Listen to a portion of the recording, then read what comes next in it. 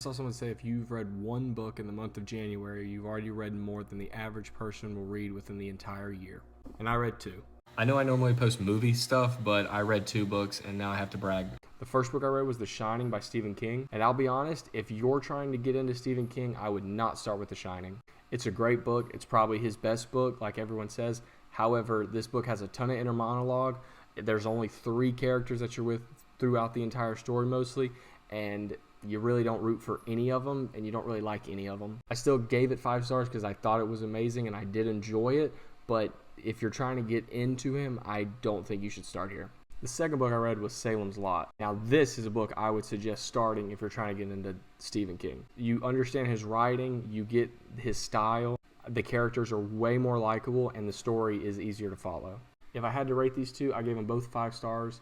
I would say I enjoyed Salem's Lot more, but I think The Shining is the better book. So I've now read 51 total books since I started reading like seriously in 2023, and the next book I'm going to read is Fear and Loathing. Oh, this book is not going to show up. There we go. So the next book I'm going to read is Fear and Loathing in Las Vegas. And yeah, read one book and it makes you better than the average person.